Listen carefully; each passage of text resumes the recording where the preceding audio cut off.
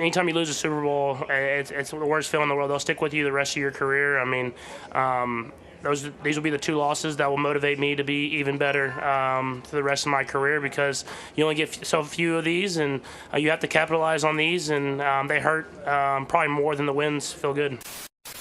Let's keep it a buck. The last time that we saw the Kansas City Chiefs play meaningful football, because we're not counting preseason week 1 that just got finished last week, the Eagles put on the Chiefs. That 40-22 score was really worse, honestly. And as you can tell with this NFL season preview, as we're opening up talking about the AFC West, we're going to be asking a highly controversial question. Have the Kansas City Chiefs peaked? And I can understand why a lot of people might think that's a laughable question. This team has literally been to 7 straight AFC championship games. They've won 9 straight AFC West titles. This year it would make 10 years in a row that the Chiefs have won the AFC West. In years that look like the Chiefs were super vulnerable, like a 2023 season, for example, when they went 11-6, they still won the Super Bowl going on the road against the Buffalo Bills, against the Baltimore Ravens in the AFC Championship game, and then that season beating the San Francisco 49ers, who had a really great team offensively and defensively. They've still been able to show up at different points, be able to come back and win. In Super Bowl 54, they had a huge comeback against the 49ers. And in Super Bowl 57, they were able to come back against the Eagles and win that year. And we'll talk about Super Bowl 59 for sure, because I want to highlight that game, because it was awful for that Kansas City offensive line and just their offense overall. And they made some necessary changes that we'll talk about throughout the video. But in that game, Patrick Mahomes was sacked 6 times. He was also pressured 16 times. And then with that, he threw 2 interceptions in the first half, a really bad one to Zach Bond when they were backed up in their own end zone, which led to the Eagles scoring. And then a pick 6 that Cooper DeJean had in that game as well. Just overall, he looked perplexed. That offensive line was shot for sure. And we all know the Eagles had a historically great defense last season, so that played a great role. But I think it just shed light on how flawed the team was last year. And a lot of people also brought up, the refs factor. A lot of people are going to continue to tie the Chiefs to that. And I'm not really going to get into that conversation, because we talk about real football, the X's and O's, and also just analyzing for what it is. But I think one thing was very indicative of something that caught up with the Chiefs last year is how many one-score games that they won last year. That was also a thing for the Eagles in the 2023 season, when we saw how they fell apart after starting, I believe, 10-1. They ended up going 11-6 that season and then losing in the wild card. But for the Chiefs, they were 15-2 last year, but 12 of their wins were one-score games. I think that's just amazing in a good way and a bad way, because that shows that you can execute games when it's on the line and that you can win, but also you want to be able to dominate your teams and show truly why you're a 15-2 team. Because, for example, even though the Lions, they lost in the divisional round, they fell short of expectations last year in terms of a postseason standpoint, we can acknowledge that we recognized how dominant the Detroit Lions were, and that 15-2 record was very reminiscent of the team that they were last year, dominating teams, leading the league in scoring, things of that nature. But for the Chiefs last year, it just didn't feel like that they were a 15-2 team. And even though the Eagles, they were 13-4, they showed why they were the better squad, and ultimately their offense and defense were very complementary of each other, and they dominated the Chiefs from the start of the game in Super Bowl 59 and showed why they were the superior team. And we can for sure acknowledge also that Patrick Mahomes, he hasn't necessarily had the best individual statistics in the past 2 seasons. If you want to look at last year in 2024, he fell just shy of 4,000 passing yards, throwing specifically 3,928 passing yards, throwing for 26 passing touchdowns and 11 interceptions. And then in 2023, the year before, which they did win the Super Bowl, mind you, he had a passer rating of 92.6, so nearly 93, over 4,100 passing yards, 27 passing touchdowns, but 14 interceptions. But like I said, even despite having that many interceptions in that season, he still won the Super Bowl. So a total in the past 2 years, 53 passing touchdowns and 25 interceptions, but that's not counting the postseason where he had a phenomenal run in the 2023 playoffs, where he had 1,051 passing yards, 6 passing touchdowns, and only 1 interception in 4 games, which resulted in the Kansas City Chiefs winning their 3rd Super Bowl. But even in this year's playoffs, in my opinion, he didn't play the greatest necessarily. They still made the Super Bowl, which is a good thing, but they didn't win it. But look at the stats here, though, in the 2024 to 2025 playoffs. He had a 101.4 passer rating. That's really good, but only had 679 passing yards, 5 touchdowns, and those 2 interceptions, as I mentioned, in the Super Bowl. And the question loomed large throughout the season: who was going to be their huge home run threat from a receiving standpoint? They drafted Xavier Worthy last year in the 1st round, and he showed some of his breakaway speed in moments too at times. Rashee Rice was obviously injured earlier in the season in 2024, and then Hollywood Brown dealt with injuries last season as well. So they've struggled to have continuity at the wide receiver position there. So that kind of plays a role in why necessarily maybe Patrick Patrick Mahomes hasn't had the great individual stats like he had in his 2 MVP years, like in 2022, where he had over 5,200 passing yards, 41 passing touchdowns, and 12 interceptions in 2022 when they won Super Bowl 57. And then in 2018, when he won his first MVP, where he had 5,000 passing yards, 50 passing touchdowns, and 12 interceptions. The past couple of seasons, they haven't been like that, but I don't necessarily take that as a Patrick Mahomes, he's falling off or he's not the best quarterback in the league anymore. Because ultimately, guys, football is the ultimate team sport. Even despite how great you may be, even a Tom Brady, for example, and a Patrick Mahomes, these quarterbacks that are on the all-time list, arguably Mahomes being a top 3 to 5 quarterback of all time right now. You can debate that in the comments down below, whatever you think. But regardless of that, though, you're gonna need the right parts to be around you from an offensive line perspective, having a good run game and having some real receiving threats. And I think it's reasonable to say that the Chiefs haven't necessarily had a dominant number 1 threat since Tyreek Hill was last year, and his last season was there in the 21-22 season. They've been searching in that department, but even since then, they still won 2 Super Bowls, so they've been able to still win with that. And I think a lot of people underrate how dominant the Chiefs defense really is still, because Patrick Mahomes is still the best quarterback and player in the league, and they've really relied on Travis Kelce, who's one of the best tight ends of all time, really fulfilling that wide receiver 1 role in ways. And last season, there was drop off for Kelce, who is getting older. Father Time is undefeated. Kelce is about to be in his 13th season, and his best year, in my opinion, and even from a statistical standpoint, was in 2022, where he had 110 receptions for over 1,300 receiving yards and 12 receiving touchdowns. But the past couple of years, there have been some things to be desired, and he's dealt with some nagging injuries at times. Last year, he had 97 receptions for 823 receiving yards and only 3 touchdowns. And then the year before, in 2023, he had 93 receptions for 984 receiving yards and 5 touchdowns. So definitely some drop off. But like I said, I mean, he's getting older, so that's just reality of it. But before those 2 seasons in 2023 and 2024, Kelce had 7 straight seasons from 2016 to 2022 having over 1,000 receiving yards, and also in that span having 57 receiving touchdowns in those 7 seasons. So the dominance is clear with a Travis Kelce. I think that he's a top 3 to 5 tight end of all time as well in his own right. But my biggest conversation and reason why I think asking if the Chiefs have peaked and will continue to linger around this question as well too is because you're gonna have to really rebuild this roster, as we're seeing. First, from an offensive line perspective, they did a really good job in reforming and adding reinforcements, I believe, in this offseason to their squad. They traded all-pro guard Joe Thuney to the Chicago Bears, who is getting older, so you like them getting some value out of him. They traded Joe Thuney for a 2026 4th-round pick from Chicago, but they were able to keep guys like a Trey Smith, one of the best right guards in the league. They also kept Nick Bolton, who was a great re-signing for them at that linebacker position. They brought back Hollywood Brown, who hopefully looks to have a healthy season with Patrick Mahomes, who hopefully can recreate some of that explosiveness that this offense hasn't had in the past couple of seasons. And then in the draft, if you want to look at an offensive line perspective, they drafted offensive tackle Josh Simmons in the 1st round out of Ohio State, who got injured last year against Oregon. But Josh Simmons has been regarded as one of the best offensive line prospects from this 2025 draft, and he has the potential to be really a left tackle of the future for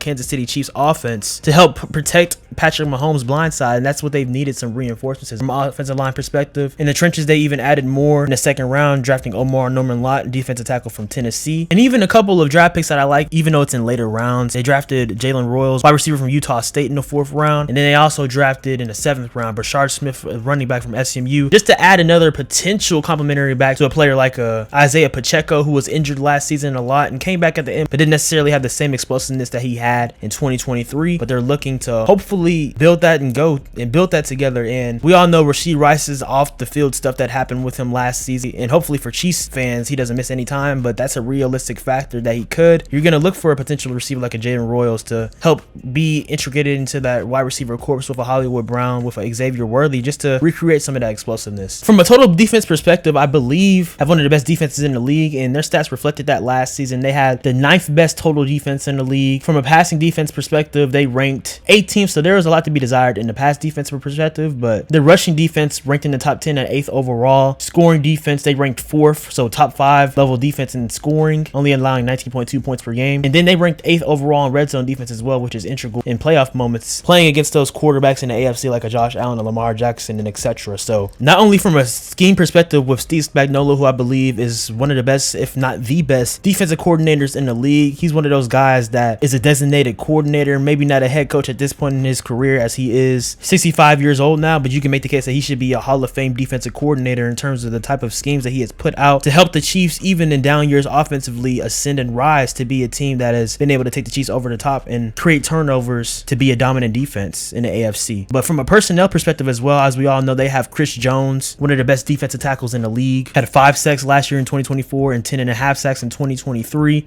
31 years old right now, so he is getting a little bit older, but still playing at a very high level. Then you also look at other players like a George Karlaftis, a really good player for that Kansas City Chiefs defense at the defensive end position going into his 4th season. Nick Bolton, as I mentioned, who they re-signed, was a huge player for them in the past few years, and it was integral for them keeping them on this roster. Last season, he had 112 total tackles, no sacks, but his impact was definitely felt, and he also had 11 TFLs in the 2024 season. And then also at the cornerback position, they have Trent McDuffie, who's one of the best corners in the league, definitely, I believe, a top 10 corner. Had 45 solo tackles last year, a forced fumble, and 2 interceptions. And he was also drafted in the 2022 draft like a Karlaftis. 2 great picks from that draft, and he'll likely be a player that they'll have to sign a contract extension to at the end of the 2025 season as the Chiefs exercise his 5th-year option for 2026, so that'll give them time to potentially discuss and negotiate a new contract there. But with all that being said, though, I believe the Chiefs, they have one of the best defenses in the league, and they won't slow down in that department as long as they're healthy. But it's a realistic question to ask this, I believe, from their division alone. We know the Broncos and the Chargers both made the playoffs last year in the AFC. The Chiefs were 15-2, but right behind them, the Chargers were 11-6. The Broncos were 10-7. And I know the Raiders, they were bad last year, but they have a totally new team in terms of Pete Carroll being the head coach there now, Geno Smith being the quarterback, Ashton Genty coming there, Brock Bowers, who had one of the best tight end seasons that we've seen, and especially from a rookie perspective. I mean, that guy is super dominant, had 112 receptions for almost 1,200 receiving yards and 5 touchdowns. They have a low-key sneaky good team, and they of course have Max Crosby on the defensive end, and the Raiders, they always play against the Chiefs tough. So I say all of those things to say the division doesn't seemingly appear to be as easy as it has been throughout previous seasons. And I'm going to give y'all some wild stats right now because Patrick Mahomes has absolutely dominated the AFC West, as we all know. Patrick Mahomes is 35-5 against the AFC West in his division throughout his career. That's absurd. And I know with a lot of these conversations that we've had in previous years and even last year, in the last couple of years, will this be the year that the Chiefs lose the AFC West? I mean, that was an absurd question to ask last year, particularly with all the one-score wins that they had and things of that nature too, but it was valid in terms of how they looked at times, but they were still able to win games in the trenches. But I don't think it'll be as easy in 2025. I don't even think that's a controversial thing to say, because if you look at the defenses that the Broncos had, the Broncos led the league in sacks, in total sacks, with 63 in 2024, and also they ranked 3rd in opponents' points per game with 18.3. They had a dominant defense. Then you look at the Chargers with Jim Harbaugh being the head coach. He really revitalized that team offensively and defensively. Yes, they got smoked in the wild card round against the Texans, but this team is a very physical team, and they played the Chiefs very tough in both of their matchups last year as well. And then the Raiders, they're always a tough team to play against for the Chiefs. They beat the Chiefs in 2023 on Christmas, and now with Pete Carroll being there, they have a very tough, energized, and experienced coach there. So I'm not saying they're going to lose the division in the AFC West. I would honestly still favor them to win it, but I don't think it's necessarily going to be as easy to win the division. That's all I'm saying about the Chiefs in 2025. But with that being said, though, guys, before we preview the Chiefs 2025 NFL season and answer the question if they've peaked or not, make sure you hit the like button and subscribe and turn on post notifications. Post videos here about the NBA, NFL, Marvel, DC, pop culture, shorts, reels, content, all things of that nature on TikTok at SwaggyRuss02, and also follow me on Twitter/X and on Instagram at SwaggyRuss. In addition to that, and stay tuned for more podcast information where we'll be transcribing the audio for all of my content, so you can listen to that wherever you get your podcast at, on Spotify, on Apple. You can listen to these breakdowns when you're working out or driving, things of that nature too as well. So with all that being said, let's preview the first team in the AFC West division, answering the question if the Kansas City Chiefs have peaked. So I know we're analyzing the Chiefs overall as a team, but like I said, you can't dismiss the conversation with Patrick Mahomes from an individual perspective as well too. And one thing I want to address is all the people that's saying, oh man, Josh Allen has passed him up, Joe Burrow has passed him up. Maybe individually, statistically, the past couple of seasons, as I brought up earlier, he hasn't had necessarily the best stats, but dude, he's still the best quarterback in the league. I think that goes without saying. And even in seasons where Lamar Jackson won the MVP last year, Josh Allen won the MVP, who was in the Super Bowl? It was Patrick Mahomes. Regardless of the situation, I know these quarterbacks aren't playing each other in terms of an offense perspective.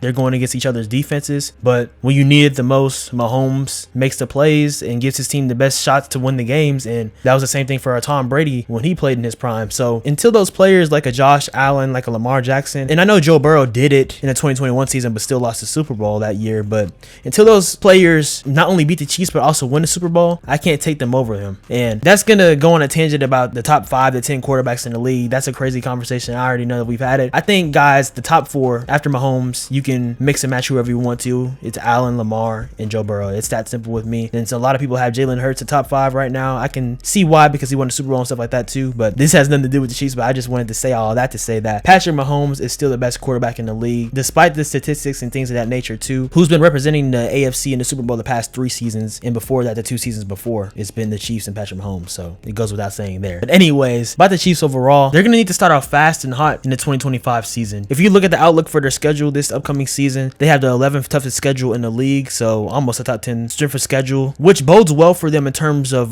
bragging rights if they're able to dominate this upcoming season. And I just want to see less of the 1-score wins. Like I said, that's a good stat to have in terms of a persevering and enduring type of team that can win tough games, but you want to see a dominant type of squad for the Kansas City Chiefs, and I think that they need to have that, particularly after the type of ass whooping that they took against the Eagles last year, because they need to be a motivated team. I mean, you lose like that in the Super Bowl when almost 130 million people were watching on national television. You almost had a chance to be the first team in NFL history to win 3 straight Super Bowls, having a 3-peat, and then you get whooped like that. Yeah, they better be playing with a lot of fire. But I say that in terms of their schedule because it's not going to be easy. The first game, we all know they played that Friday night game in Brazil against the Chargers, a divisional game also as well in the AFC West, I might add. I think that they'll win that game, although I think it won't be easy because, like I said, last year when they played against the Chargers, in the first game when they played them, they won 17-10 in a 1-score possession game, and then the second time they played against the Chargers, they won that game 19-17. So 2 close matchups. It could be very similar in week 1 against the Chargers, but that'll be a very intriguing game to watch and a really good one. I think it's interesting how the NFL is adding these different days to have games, like a Friday, as we've seen that last year with the Eagles and Packers when they played in week 1, but also we've seen the Black Friday game that the NFL has had it as well too. So that's interesting, but you all know that's about money. But anyways, though, right after that in week 2, they'll be playing against the Eagles in Kansas City, which is interesting. I think in my opinion this should be in Philadelphia because the Eagles won the Super Bowl, but nevertheless, we'll see how inspired and how motivated the Chiefs are in that game, because also even a couple of years ago the Chiefs won the Super Bowl, but in that 2023 matchup the Eagles won that game in the regular season. So it's like,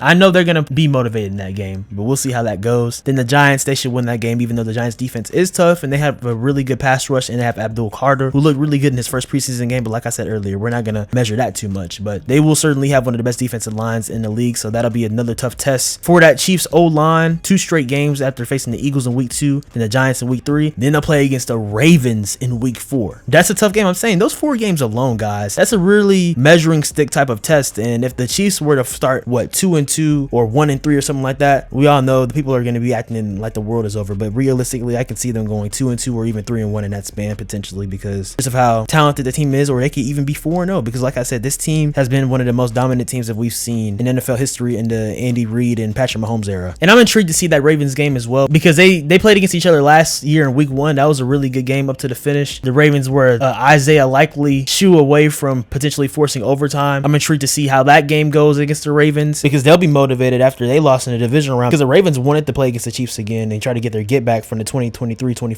playoffs where they lost in a bad manner. That'll be a really good game. Then the Chiefs play against the Jaguars. I would favor the Chiefs in that game. But then in week 6, the Chiefs are going to play against the Detroit Lions. That's going to be a very good game. I know y'all remember in 2023 week 1 when the Lions won that game in Kansas City. This game will be in Kansas City again on Sunday Night Football, national television. That'll be a great opportunity there as well too. So you're potentially looking at the Chiefs playing against 4 teams in 6 games that'll potentially be in the 2025 NFL playoffs. That'll be a good look for where we see the Chiefs at, and I would probably predict that they'll be 4-2 or 5-1 in that span, but we'll see. But moving on to the rest of their schedule, to play against the Raiders, it'll be a tough game regardless, even though I would expect them to win. Then they play against the Commanders, who I believe the Commanders, they'll be a playoff team this upcoming year, but instead of going 12-5 like they did last year, I think they'll take a little bit of a step back and potentially go like 10-7 or something like that. I would favor the Chiefs in that game. An AFC Championship rematch between the Chiefs and the Bills on November 2nd. Always a great game when the Bills play against the Chiefs, and the Bills are literally undefeated against the Chiefs in the regular season, but that doesn't necessarily matter because the Chiefs are literally undefeated against the Bills in the postseason where it matters most. So that'll be a great game to watch for sure, but a lot of people don't measure it in terms of if these teams play against each other again in the playoffs,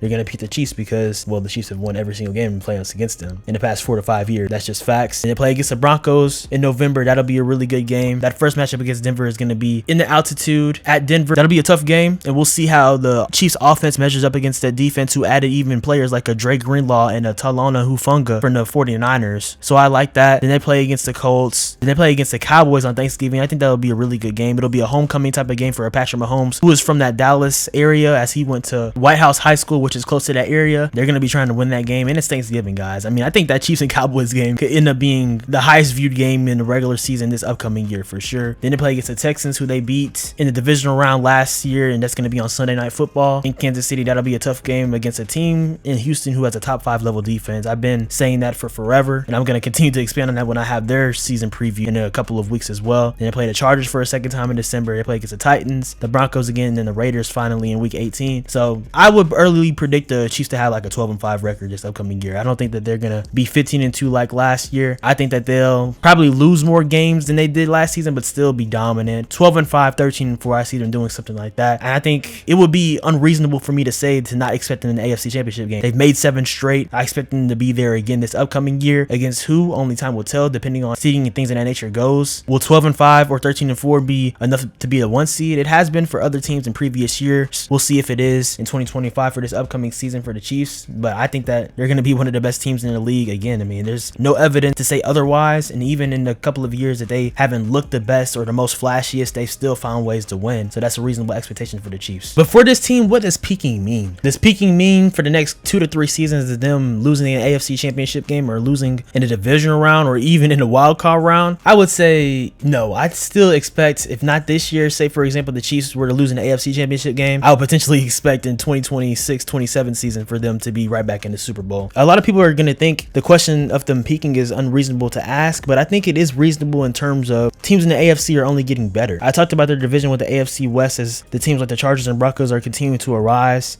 having young rosters there and having great coaches overall in the division. I mean, if you look at Sean Payton in Denver, one of the best coaches in the league, he has a Super Bowl. Jim Harbaugh, even though he didn't win, he's been to a Super Bowl with the 49ers, and he won a college championship with Michigan, and Pete Carroll won the Super Bowl with the Seahawks. So that's great coaching there. But even if you look at all the teams in the AFC, they're continuing to get better and better and better and trying to come for the Chiefs and build a team that can win a Super Bowl. In the AFC, the Texans, they're one of the best teams in the league, but they've still never been to a conference championship in their franchise history. We'll see if they're able to do that, and they're still haunted by that 2019-20 season when they were beating the Chiefs 24-0, but still lost that game 31-51. But let me not roast Houston Texans fans. I'm from the Houston area, so I don't want to troll them. But those 4 teams are getting better. The Steelers are always going to be a tough out, but they have to address the long-term position at quarterback for them, for me to really take them all the way serious. The Cincinnati Bengals, they're the most interesting team in the AFC for me, because if they're able to put together a season like 2022, for example, when they made it to the AFC Championship game, when they lost to the Chiefs, but they're able to start off faster, for example, and they play players like a Jamar Chase and Joe Burrow already in the preseason this year. If that helps them start off fast and help be a team that can win their division in the AFC North, be one of the best teams in the AFC, that's a team right there to monitor. And to a lesser extent, you're having teams like the Patriots, who I believe are going to potentially challenge to make an AFC wildcard spot, and I talked about that in their season preview video that I made, so